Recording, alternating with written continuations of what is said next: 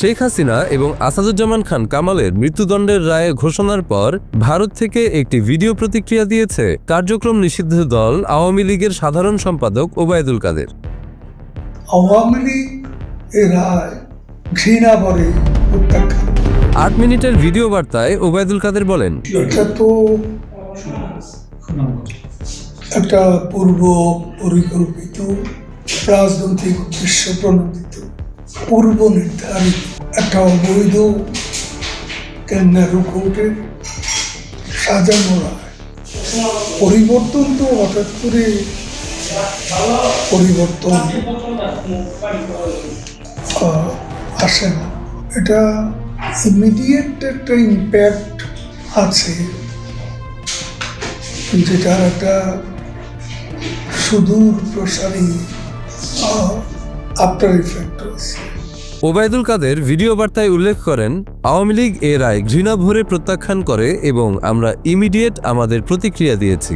আমরা আমাদের নেত্রীকে চিনি, তিনি এ ধরনের রায়কে পরোয়া করেন না। আমরা আমাদের নেত্রীকে চিনি, তিনি এ ধরনের ভার্ডিক্টের পরোয়া করেন না। তিনি উল্লেখ করেন, শেখ হাসিনার বিরুদ্ধে শেখ মুজিবের বিরুদ্ধে অনেক ষড়যন্ত্র হয়েছে অতীতে। ষড়যন্ত্রমূলক মামলায় পাকিস্তান ঔপনিবেশিক আমলে শেখ মুজিবের ফাঁসির রায় দেওয়া হয়েছিল, এমনকি তার জন্য জেলের ভেতরে কবরও খোঁড়া হয়েছিল। সেখান থেকে তিনি মুক্তি পেয়ে বাংলাদেশের রাজনীতিতে তথা বাংলাদেশে প্রত্যাবর্তন করেছিলেন। তিনি বলেন, ভারত তো আমাদের নেত্রীকে আশ্রয় দিয়েছে, তিনি নিরাপদে আছেন। মৃত্যুর মুখ থেকে এবং মৃত্যুর মুখোমুখি হয়ে 24-এর 5 আগস্ট লাকিলি এসকেপ করেছেন এবং ইন্ডিয়াতে আশ্রয় নিয়েছেন। আমরা অনেকেই আছি।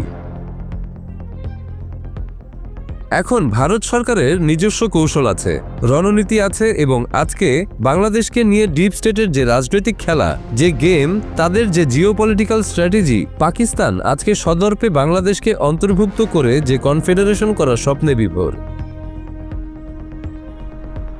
ওবায়দুল কাদের বলেন, তাদের আনাগোনা সিভিল ব্যুরোক্রেসি, মিলিটারি ব্যুরোক্রেসি, পাকিস্তানের মিনিস্টাররা প্রায় প্রতিদিনই কেউ না কেউ বাংলাদেশে আসছে। এটা আমি সেদিন ভারতীয় একজন কর্মকর্তাকে বলেছিলাম যে, তিনি বললেন আপনাদের সমস্যাটা কি? আমি তাকে বললাম, আমাদের সমস্যা আপনাদেরও সমস্যা। আর এই অঞ্চলে সাউথ ইস্ট এশিয়া যে বঙ্গোপসাগর, যেখানে বঙ্গোপসাগর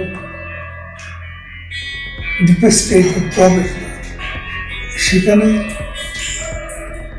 চিকেন স্নেক তথা শিলিগুড়ি করিডর দিয়ে ভারতের প্রতি একটা থ্রেট আছে এবং ভারতকে ডিস্টেবলাইজ করার ষড়যন্ত্র আছে। কাদের বলেন, সেই হিসাবে ভারতের অভিজ্ঞ প্রাজ্ঞ নেতারা তাদের সিকিউরিটি, তাদের ইন্টেলিজেন্স, তাদের নিজেদের স্ট্র্যাটেজি তারা নিজেরাই ঠিক করবে। অবশ্যই আমরা লড়াইটা কেন করছি? দেশের প্রত্যাবর্তনের জন্য। Thank you.